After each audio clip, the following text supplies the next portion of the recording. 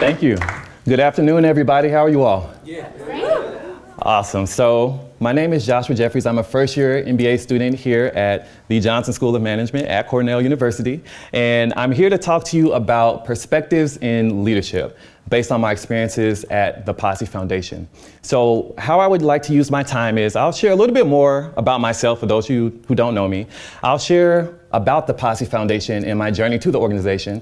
I'll walk you through 3 lessons in leadership that I've learned from working with those students and what we all might glean from that. And then I will open it up for Q&A. If anyone's bold enough to ask a question, I might be bold enough to answer.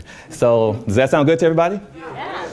All right, so a little bit about me. So I'm originally from Memphis, Tennessee, which means I love barbecue and good music.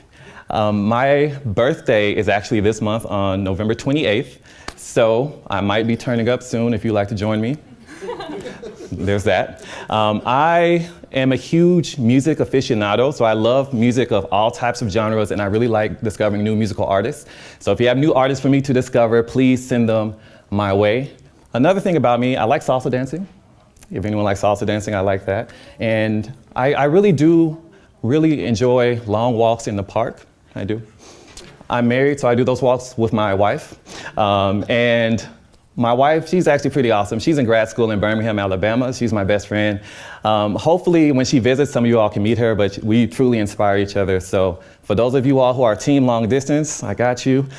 Teamwork makes the dream work. All of that, I get you on that. So that's a little bit about me. So the Posse Foundation. Has anyone heard of the Posse Foundation before? So a few people. So I'll tell you about us. Essentially what we are is Posse is a scholarship foundation, and the whole goal is to identify talented young leaders, support those students, the goal being to graduate from college and become a leader in the workforce. So that's essentially what Posse is. And the history of the organization is quite interesting. So it started in 1989 with one student from New York City who had a 4-year full tuition scholarship to go to an Ivy League school.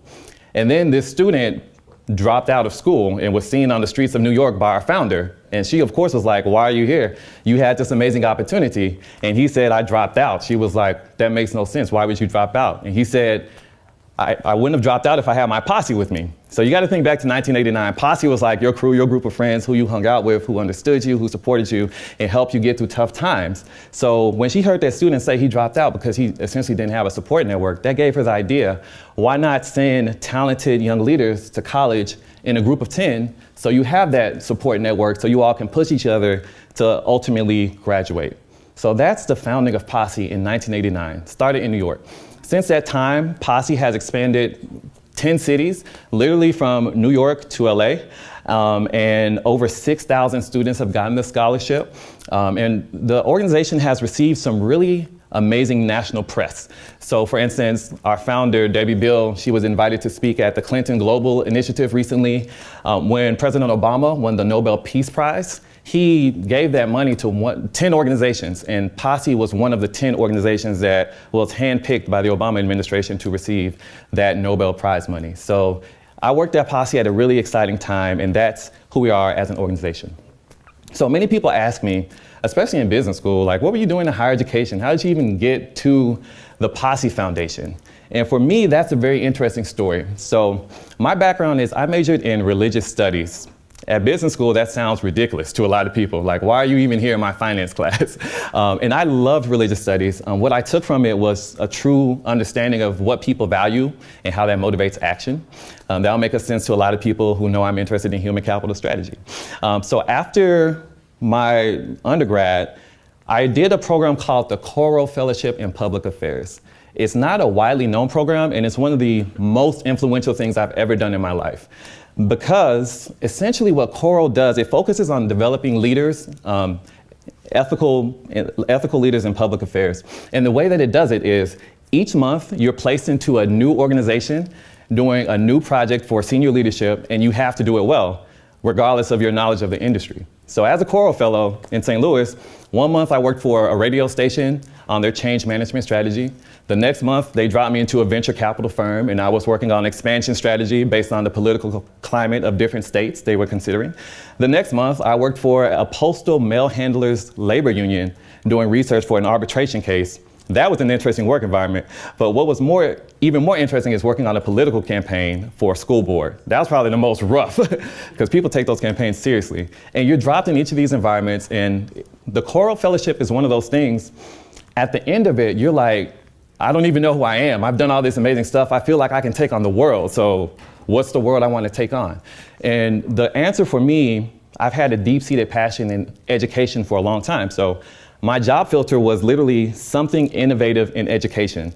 I literally wrote it down, because you know when you write something down, it makes it official. I was like, something innovative in education. All right. And it was very serendipitous, because at that time, our founder, Debbie Bill, won the MacArthur Genius Grant. So she was everywhere in the media for that. Are people familiar with the MacArthur Genius Grant? Like, who all has heard of it?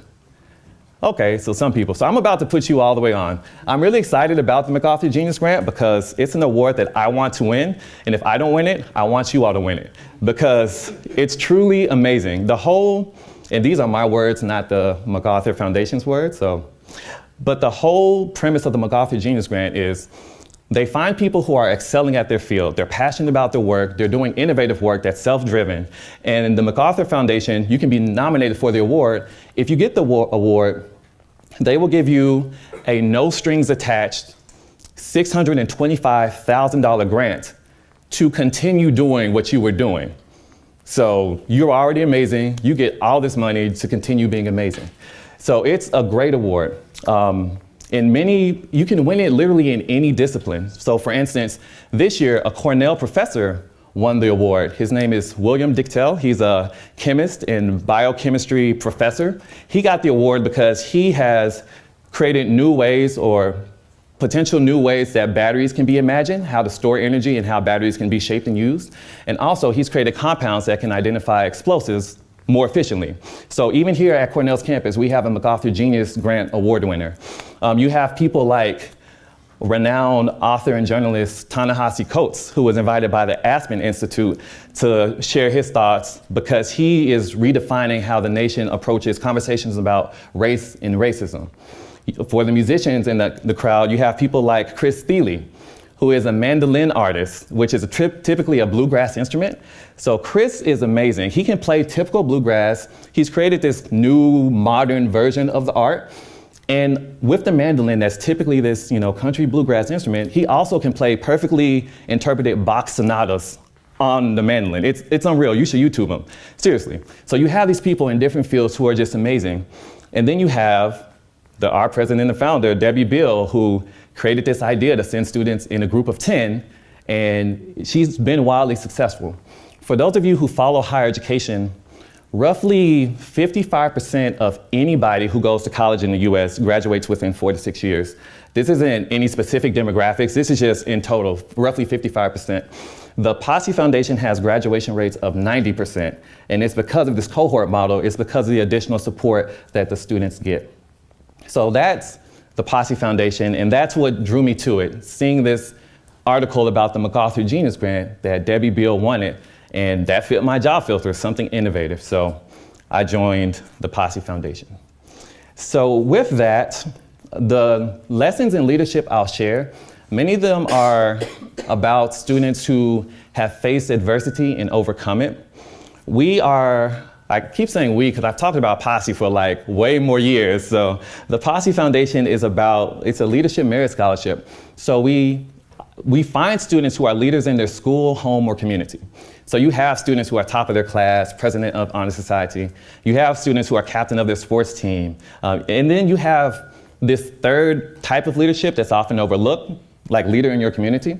So sometimes you have a student who might be taking care of a sick parent, or you might have a first generation and a new generation student who's the best English speaker in their family, so they're taking care of all the healthcare issues of their entire family while going to school and while working a job. So our process is designed to see the leadership in school, home, and community, and it's really all underpinned by the concept of grit. So another TED Talk moment for you all. There's some really interesting research out there by Dr. Angela Lee Duckworth. She is a psychologist at UPenn, and she's doing research on grit, determination. If you have resilience and persistence as a person, that can be a strong determinant for leadership. So who we look for as Posse Scholars is essentially that. Who can face a tough situation, bounce back, and still reach their goal? Because I think all of us, having gone through undergrad and being at Johnson now, know that school is just tough. It's not going to be completely easy the whole way. And what separates people who succeed is you can bounce back from that and still reach your goal. So that's who Posse looks for, and that's what these stories are about. So the first lesson in leadership I'll share is about, one, have your own posse. Have your own posse. So before I get to the student story, I had to learn this lesson the hard way. My life could actually look way different right now. I don't share this story a lot, but I like y'all, so I'll share it. So when I was in 3rd grade, I actually won my school's spelling bee. Like I stepped up, I beat everybody, and I was going to compete in the city competition. Unfortunately, at that time, I didn't have my own posse. So literally what happened the Saturday of the city competition is I woke up, I knew I had this spelling bee, and I was tired. So I looked at my watch and I just rolled back to sleep. And I wasted a whole opportunity. What if I had went to that spelling bee? Who knows who I would be right now? My whole application to Cornell, all my PAR statements could be I've been beasting at spelling bees since the 3rd grade. Since I was 22, 25, I'm still killing people at spelling bees. I can't say that because literally I had a talent, potential. I didn't feel like it one day. And so I didn't do it. I didn't tell my parents or anyone else who cared, who was you have to get up and go to this. And now I had to apply to business school on a whole different PAR statements because I don't know what my life would have been. So it's very simple like that, having a posse. The student example I'll share, and I've changed all the names to have it be anonymous, but I worked with one young lady, her name was Ava, and she was a rock star in her high school.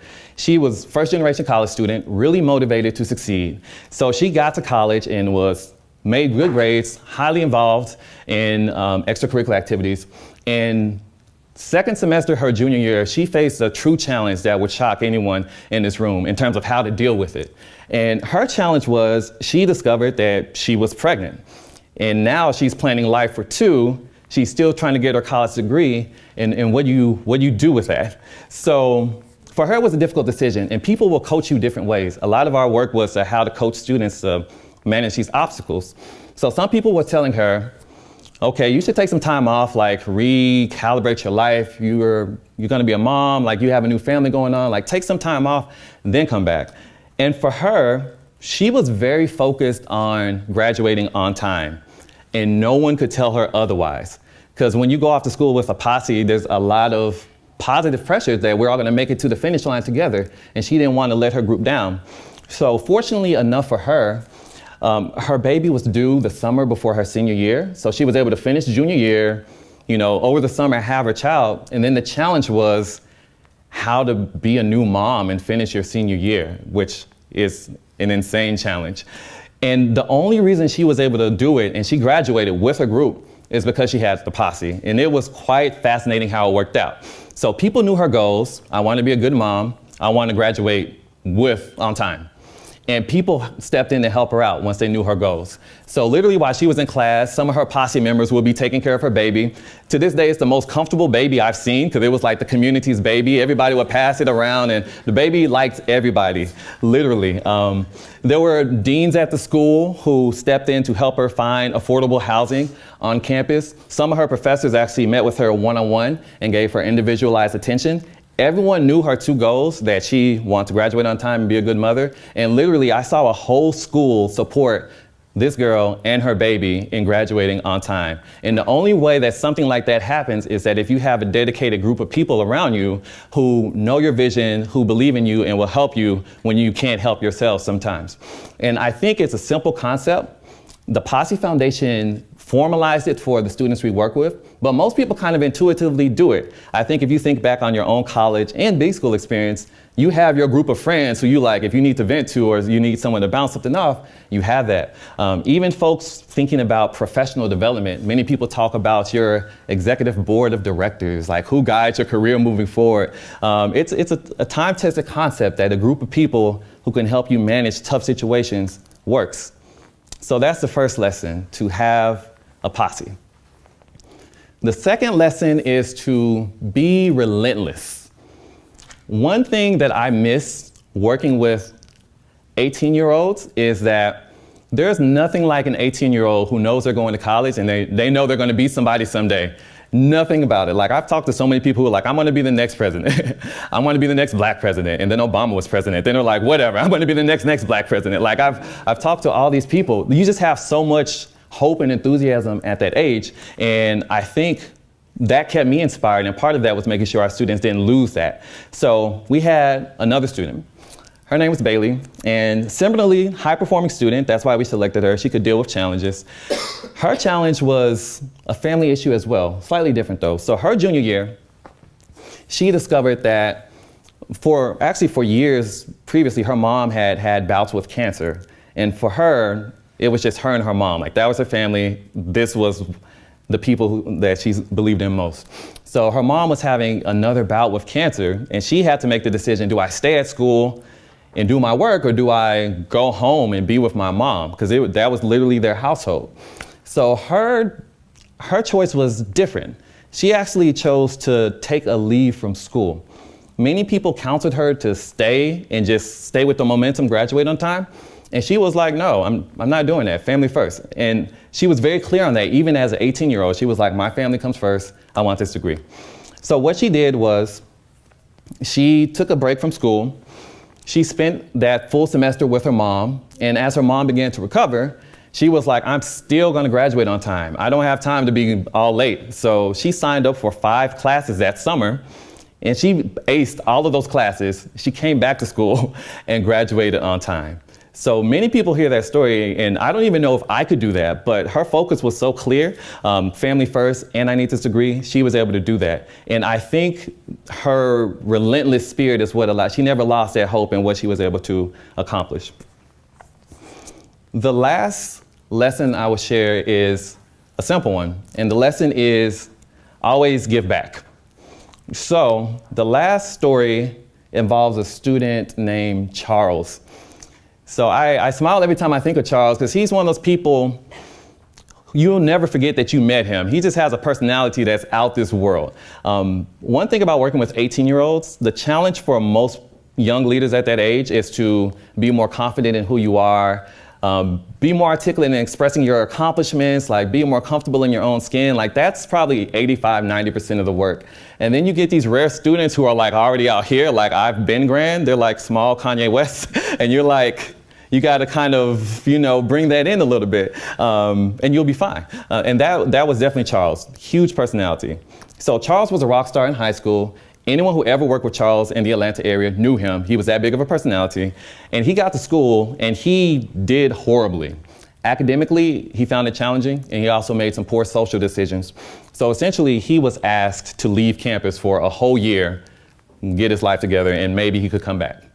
So many students would take that really tough. Like, that's hard. And even think about going to your family, like, I just got kicked out of college. That's a bold thing to say. But Charles' approach was really different and really inspiring. So for him, we would meet with him and he would share, I know I messed up, but I'm really committed to getting back to campus. So he was the student who was already setting up meetings for the dean. No one ever had to reach out to him. He was getting on the dean's calendar to share what he was doing. He got a job, started making money for himself. And what was brilliant about him, at a time where he could have been really selfish and just focused on getting the grades to get back to school, he sort of became the dean of underperforming students. It was quite fun to watch. So he was an upperclassman, and if there was any student who was partying too much or in danger of being kicked out, Charles would take it upon himself to call a meeting with that student and get them together. And then he would call us in the Atlanta office and be like, so-and-so slipping, I met with them, I told them this isn't a joke, and why are they laughing at it? And I told them like what they need to do. So he kind of owned that he know he messed up and he didn't want any other student after him to have to go through the same experience of getting kicked out. So he gave a lot to other students who were younger than him, even though he had his own work to do, which is really hard for people to do when you feel like, okay, I need to get my life together. And some of that theory of how giving drives success, it's actually echoed in a book by Adam Grant. Anyone familiar with Adam Grant? Okay, a couple people. So he's a business school professor at Wharton, and he wrote a book called Give and Take. And the whole premise is how giving versus taking, the act of giving can be a driver of success. And you should definitely YouTube him or hear some of his talks, because he has really innovative approaches about how the act of giving actually long-term pays off. And that student hadn't read Adam Grant's book. He knows nothing about Wharton Business School, but he's using that principle. And now he's back on campus, has a 4.0, and definitely on his way to graduating. And I'm positive that it's because he was giving to other students as he was building himself up. So those are the 3 lessons I wanted to share. They're simple, many of us have done them, and it's good to reflect on them from time to time. Having your own posse, being relentless, and remembering to give back as you work through difficult situations. I think that will be premises that take us a long way. And even going back to what I was mentioning earlier, like that MacArthur Genius Grant, I'm serious. Like, I want to win, or I want one of you to win just by being awesome. So I think using these 3 lessons can help one of us in here win. I just ask that if someone wins the MacArthur Genius Grant, please give me a shout out. I'm really big on that. And with that, that is the conclusion of my talk. So I want to say thank you all for coming out. I appreciate it.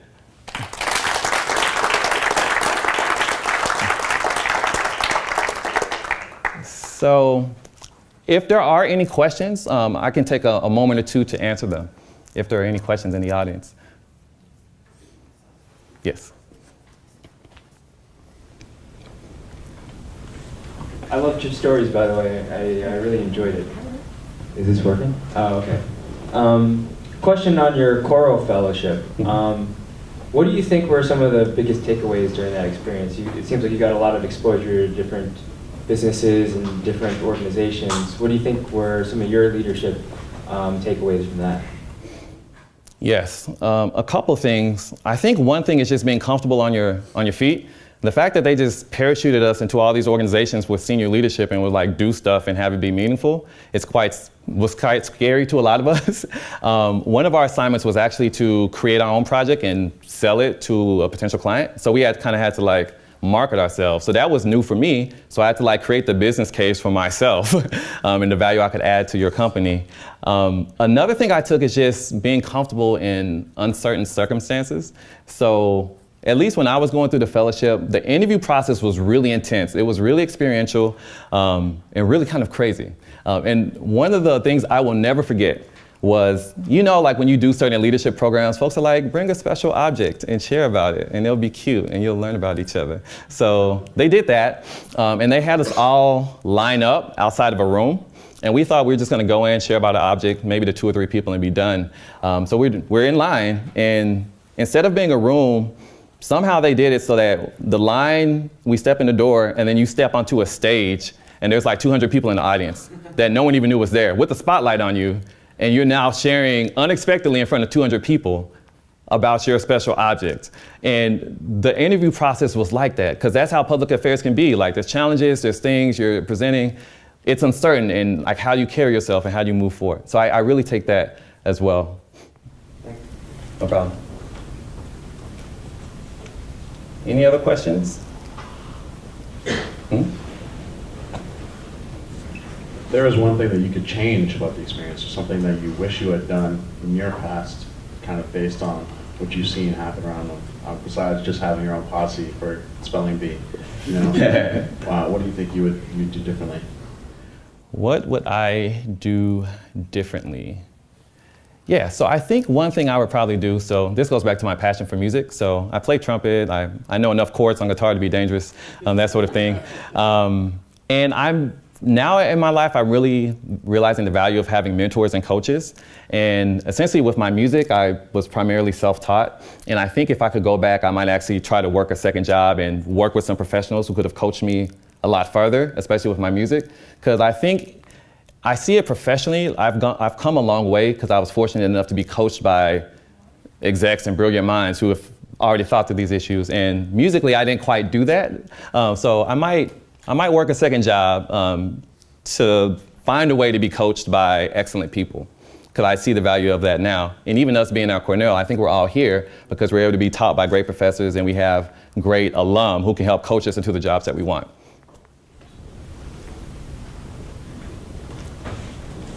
Other questions? Yes.